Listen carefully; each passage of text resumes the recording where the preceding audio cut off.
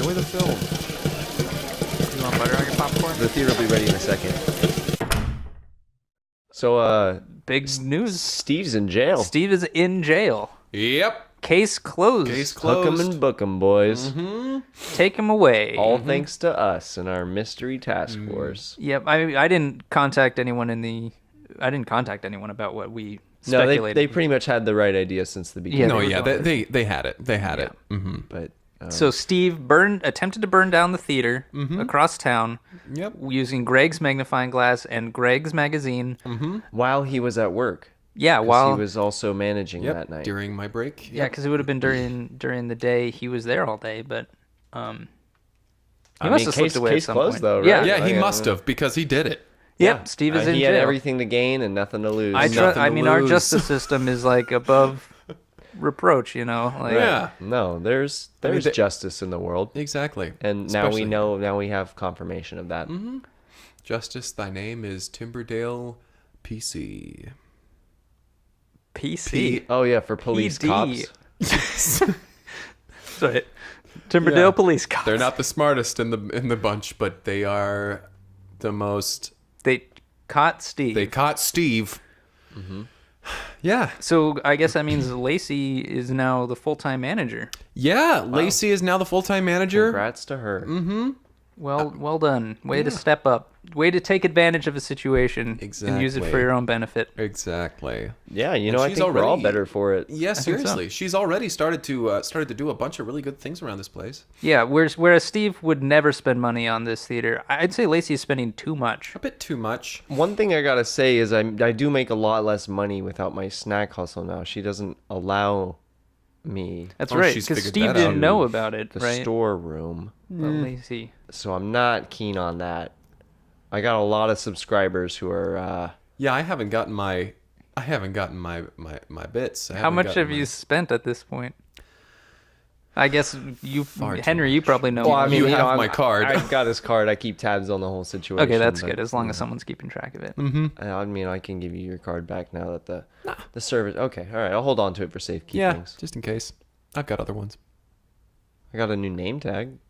I mean, Nice. we all got new name tags. Yeah, they're nice and shiny. Yeah, they're made of metal, Uh-huh. which seems It's unnecessary. weird. but- Like it's a bit high class. Yeah, it's like really tugs down on my shirt, so like I'm always having to rebutton my top Rebutton. buttons because it keeps opening up, and then Which I would have preferred new shirts over the new name tags, honestly, because Yeah, the same old shirts. all of my crew necks are becoming U-necks, if you know what I mean. My polo shirt is getting poloed down yeah, to the floor. yeah, just across the board, it's a nicer theater. It these really days. is. All the holes in the ceiling are being patched. Uh-huh. So, James, if you're listening to the podcast, like get out of there. You're about to be sealed inside. Yeah. Assuming you didn't die when you submerged yourself in chemicals to try to pickle yourself. That's right. I have not heard from him since that James night. is almost certainly dead. Yeah. But now I wonder if they'll find the corpse when they're rooting around up there to patch all the holes. Ah. That'll be an interesting day. Yeah. Yeah, Theater B is now, or Theater 3 is no longer showing Pickle Hero on Yeah. a loop. Lacey stopped that right away because that's just a baffling business decision from Steve. Yeah, There have been some she's fixing changes. a lot of things. She cleaned the window at the front booth. She cleaned the window so now I can actually see people. That's good. Ah, Well, Do it's you different. think It's- Steve knew about James the don't whole know. time? I mean, like they worked together, but I don't know that if was he like 5 years ago. knows wasn't he climbed up into the ceiling and has been living there. it? I don't know what Steve thought. Steve right. was a mystery. Steve was a mystery. I'm glad he's in And prison. apparently an arsonist. Yeah. With no prior history. I mean, the motives were there. Yeah. Mm-hmm. What other Forever. evidence do you really need? Yeah, exactly. Other than like maybe he might have wanted to do it. He may have wanted to. He clearly took your magnifying glass and your Playboy. No question about it. Anyway, let's get the show underway. I'm Henry Harrison. I'm Kyle McKlinsky, I'm Greg Basil. and we're here to talk about a movie that was suggested by one of our listeners. Whoa. That thing we've been asking people to do, a person did it. Oh Hey. my God! Wouldn't it be nice if another person did it? That'd be pretty neat. I don't think we should. We'll see how this Okay, we goes. We shouldn't and then- count our it's not chickens like before we have eggs. Goad people on or like push them to their limits. Exactly. But let's. We got a tweet Oh.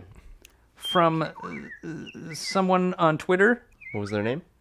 Miguelon Oh, Verano Toto. My apologies for our pronunciation of your name, but thank you for sending in this week's movie. I think you got it pretty spot on. We all watched the movie. We did.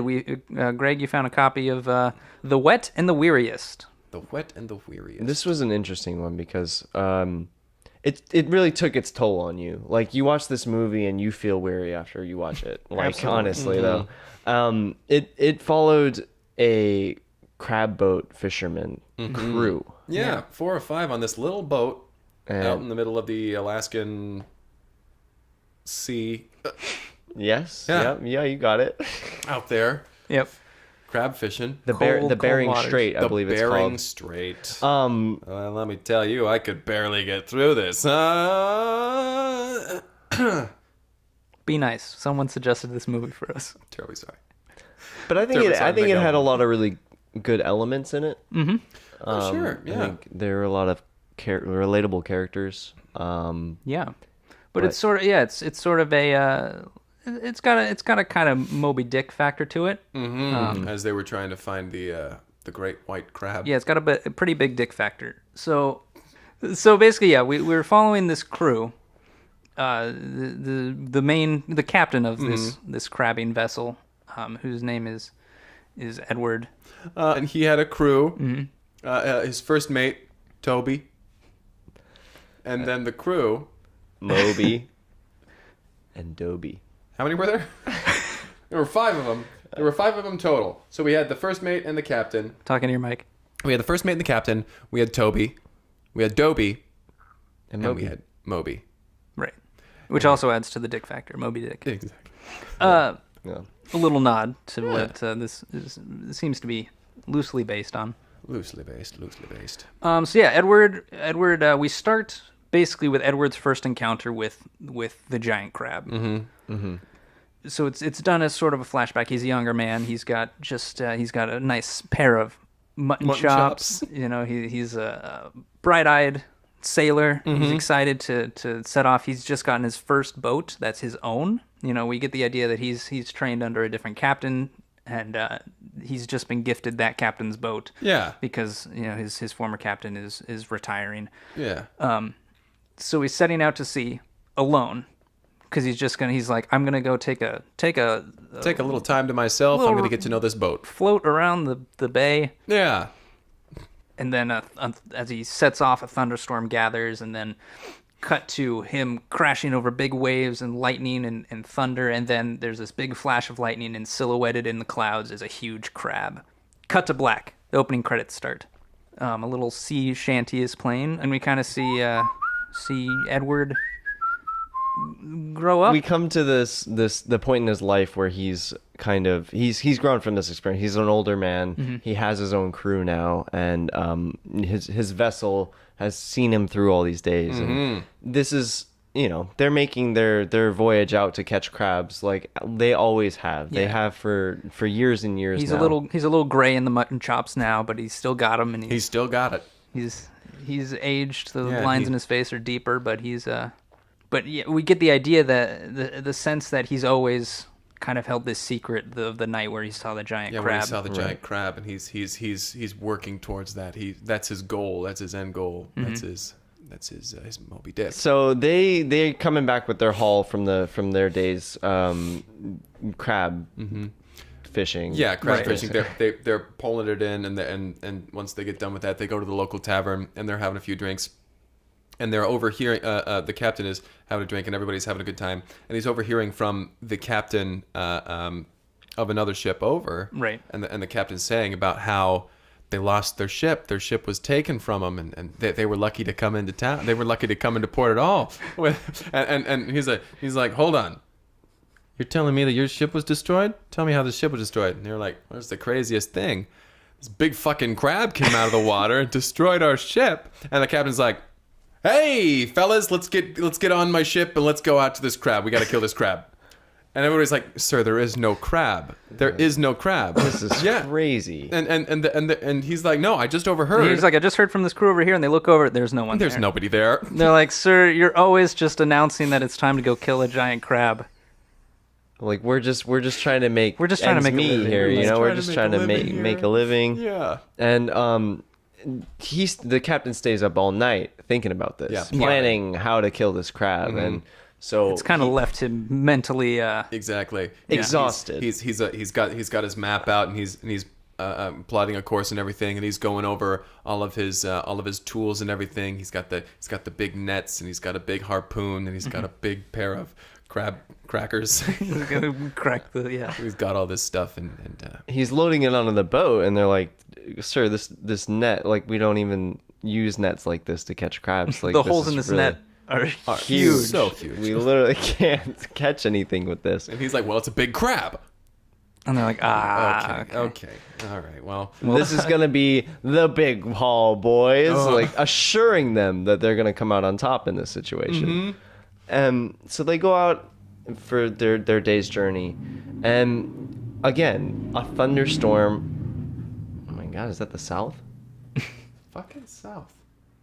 But anyway, they go out for their day's journey. Hey, Tommy! I call him Toby. Toby's the other guy. Yeah, Toby's the guy on the boat. Right. So they go out for their day's journey, and a thunderstorm rolls in, just as it did in the first one. And the captain sees this as an omen. Edward is like, This is it, boys. This is it, boys. it's happening again. The calm before the storm. And they're like, nope, No, the the storm. storms are, it's here. This is storm. very He's like, I uncalm. meant earlier when it was Sorry, calm. I should have said it earlier. That was my fault. So he's like, Get ready, boys. It'll happen. and so they're like, well, I guess we really don't think that anything's going to happen, but we should probably be sure that we don't die out here in this storm. Right. And so they're keeping everything in order. Then out in the distance, Edward says, "There she blows!" You see a big claw A big claw. coming out of the water, Yeah. and the men on the boat are like, What the hell was that? Also, there she blows doesn't apply in this situation. Yeah, that's more like whales. and the captain makes a course straight for what they saw, and the crew's like, no, captain, like If that is what it looks like, we cannot go to it. and the captain's like, well, if you guys aren't gonna go with me, then I'm gonna get on this dinghy here and I'm gonna paddle out there by myself. It's like, sir, you can't go out there alone. And he's in like, the middle all of the this- glory for me then. Oh boy. And the first mate's like, God damn it! All right, I'll go with you, sir. I'll go with you. And they call to the crew. They're like, hey, keep the ship here or something as best as you can. I know we're in the midst of a storm. Drop anchor and just hang tight. See if you can do something with that. So they go out and they check it out, and they find there an iceberg. Right. It's An just a iceberg. big. It's a big, huge block of ice. And yeah, he's like, no, I swear it was a claw. It was a claw. And the first mate's like, look, sir, calm down. We all thought that it was a claw. It looked rather claw-like, but now you can see it's just ice. And keep in mind, they're shouting this over the noise of a storm. Exactly. Our We're retelling keeping is it very, mellow. yeah, we're mellowing it down a bit. And the captain's like, no, I know what I saw. I know what I saw. And as he's screaming about knowing what he saw, the first mate turns the little dinghy around and starts going back to the ship. Mm-hmm. And they look back at the ship. And he's like, I see the front of the ship.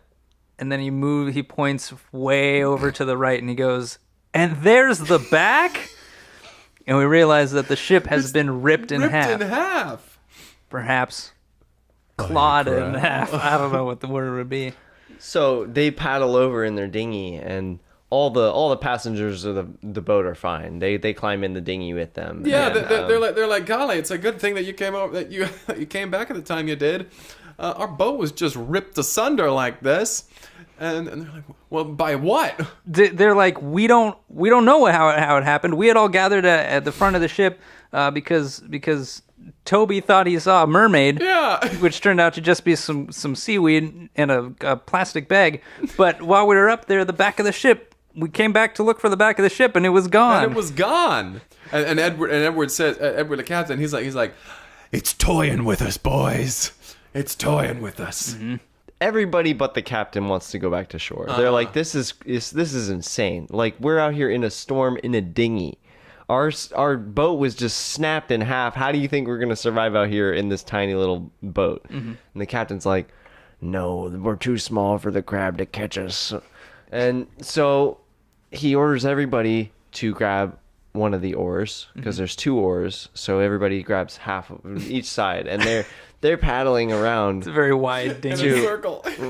To go as quickly as they can, which is to outmaneuver the crab. Exactly.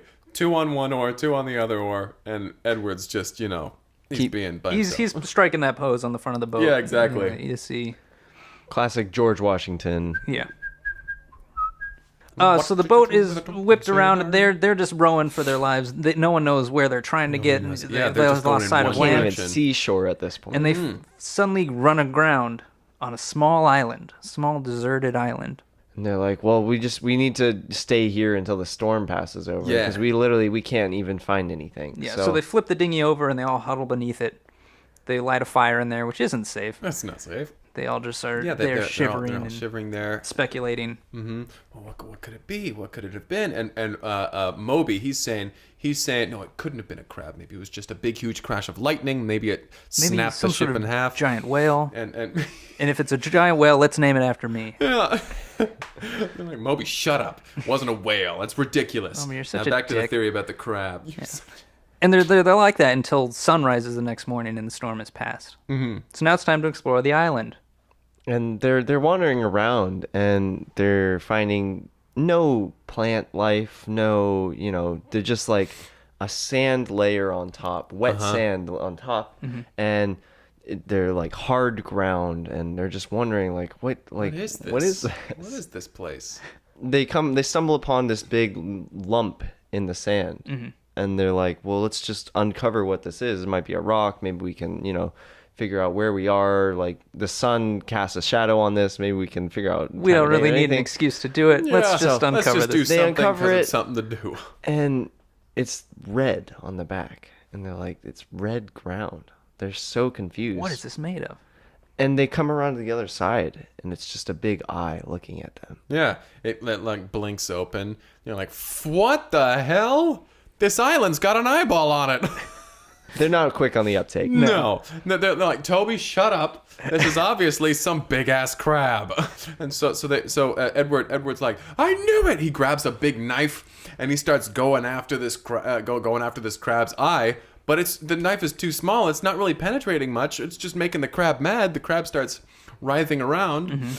And they're like, "Stop it, Edward! Stop it! We're on the crab. Don't kill it. Like we need this to live right now." But he's not thinking about that. He just wants the crab dead now. And his harpoon, his net, all that stuff was on the boat. The big crab cracker. So he's only got his knife and his crew to try to battle this crab. Yeah. And battle that crab, they do. They do. And that battle rages for a wee bit. It's a nice little scene. It shows a nice little bit of teamwork there. Yeah, they grab the oars from the boat and from like the dinghy. They start ripping the dinghy apart for wood, which isn't good. It's not a good It's idea. not That's smart. their only. That's the way they're going to get away. But They kill the crab. The crab is dead. at Yeah, this they stab Ultimately, the yeah. crab and the crab dies.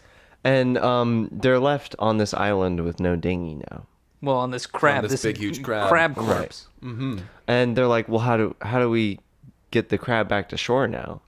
And Edward's just like, well, I hadn't really thought about that. I'm all wet, and I'm pretty damn tired. I honestly didn't think I'd get this far.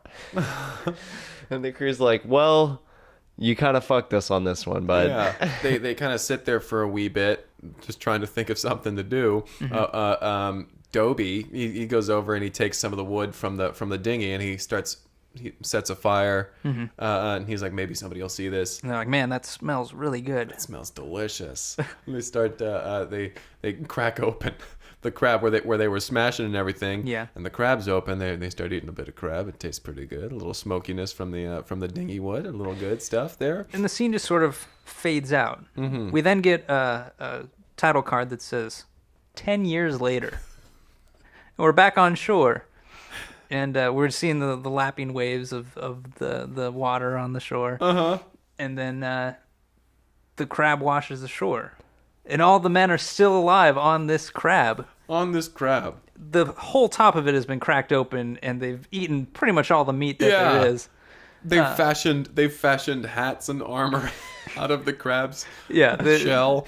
Edward's mutton chops are the biggest we've seen them, and they're white at this point. Down to his knees. Yeah, but he still hasn't grown anything anywhere else. No. He's been shaving with parts of the crab. Right, parts of the crab claw that they broke apart. Chipped out. So they wash ashore. The crab takes up the whole beach, and just kind of gets wedged in between two cliff faces. Yeah. And they're like, where did we end up? Like, where... They can barely form sentences at this point. They have had no human contact outside of themselves. They ran out of things to talk about years ago. So they just stopped talking. Yeah. They just stopped talking. They just started eating crab. Mm-hmm. They see grass for the first time they've probably ever. They live in Alaska. Like, this is... and they climb on shore, and they just step their feet onto the shore, and they're like... just appalled at what it feels like to be on solid land and not living on a crab. Appalled. They're horrified. This is disgusting. They've just become so accustomed to crab life. They're like all ground should be hard and edible. They start trying to eat the grass, and they're like, "This tastes terrible. Does not taste like crab." And they start lighting fires, trying to cook like rocks and mud and dirt. Like, what's going on here? So they're sitting there, and they're slowly starting to get conversation back. They're like, "What the fuck is going on here? Why is this so weird?" And they're like, "That's right. I remember when we didn't eat what we stood on. Like that's right. Do you remember? It's all coming back to them, and they're they're reconnecting with their Alaskan roots." And then we see some people starting to come over, and they're like, "What the fuck is this? That's one big ass crab." Mm-hmm. And so many people are coming up to them, being like, "Tell us your story. Tell us your story." And they're kind of recounting the story and remembering as they go, and they're like, "Wait, there's another guy. Where's Moby?" And they're like, "Oh, that's right. We killed him in the crab meat war, 6 years back." 6 years back, when he was trying to hoard all the meat. And that's why they fashioned all that armor, because they had some battle on the back of this crab. These little bits and pieces of their memories are forming again, and they're putting together their memoirs essentially. And they're kind of hailed as heroes in the town, because this is like a big crabbing town. Like, this is like their main import is crab. Right. So when they brought back the biggest crab that anybody has ever seen, they are definitely like, they're heroes, and they are treated as such within the town. But they don't feel like heroes. The pain that they've experienced over these 10 years is kind of wearing on them. And it pushes them to feel certain things that are like beyond what a normal person are capable of feeling. They feel out of place. It's like they've had this amazing harrowing experience, and they come back and everyone's like, "You've been through a lot," and they're like, "You have no idea." It's just like they have this bond now where they lived on the back of a giant crab in the middle of the sea for 10 years. No one can understand that, and they feel this sort of distance between them and everyone around them. Yeah.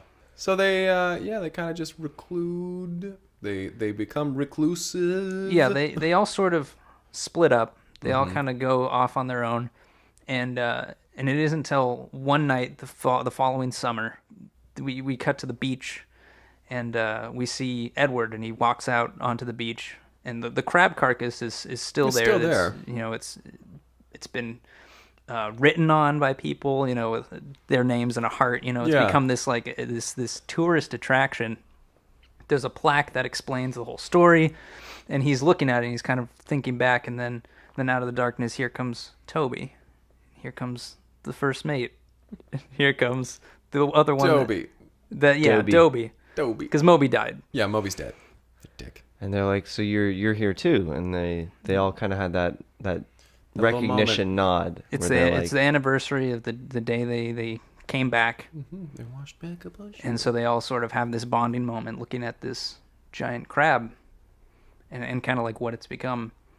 And wordlessly, Edward climbs inside of the crab and kind of nuzzles his way into the meat. Back kind of where he used to sleep. And, the others follow suit.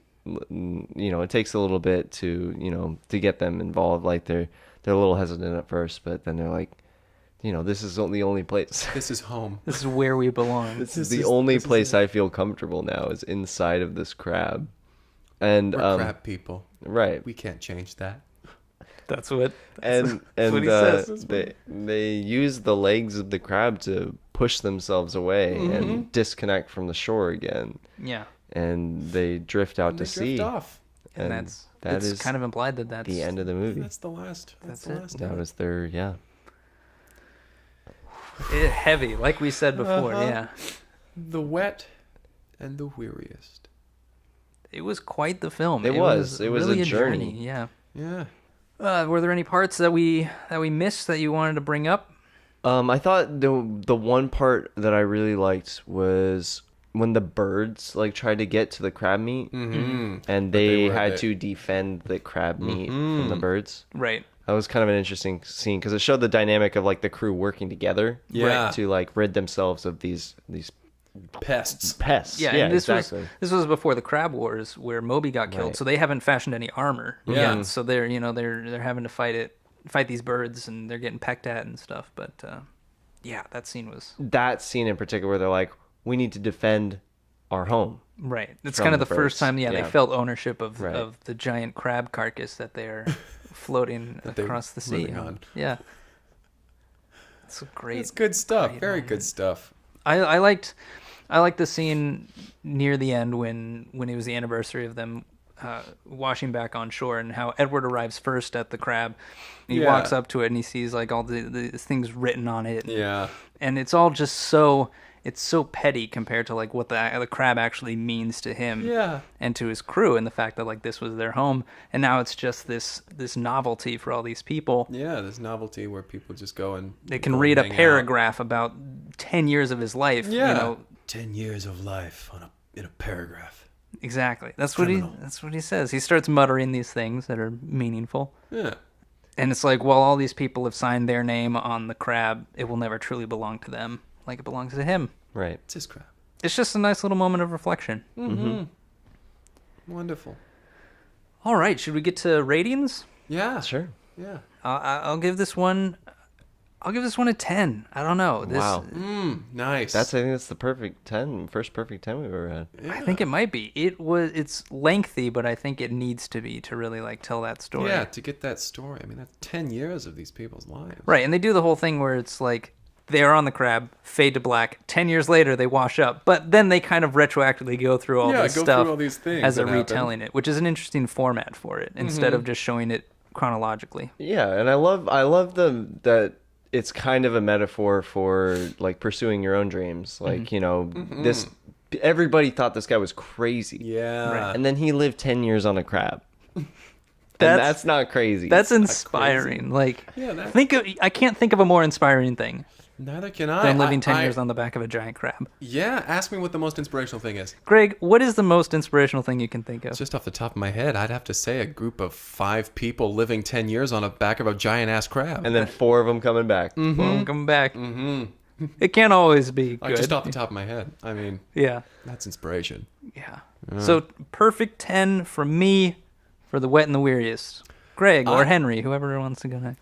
Well, if I may, I mean, I was so touched by this, I'll probably also give it a 10. Wow. I'll give it a 10 as well. Why not? This was so beautiful. Such a beautiful story. I think a perfect 10 is the perfect score for it. Anything less than would be just taking away from... I would be personally insulted if anyone gave this less than a 10 out And of 10. I would be professionally insulted. Yeah. I would too, honestly. Yeah, seriously. I loved this movie. Wasn't it great? It was absolutely great. Absolutely fantastic. I mean, I'm with you guys on this one. I have to give it a perfect 8 out of 10.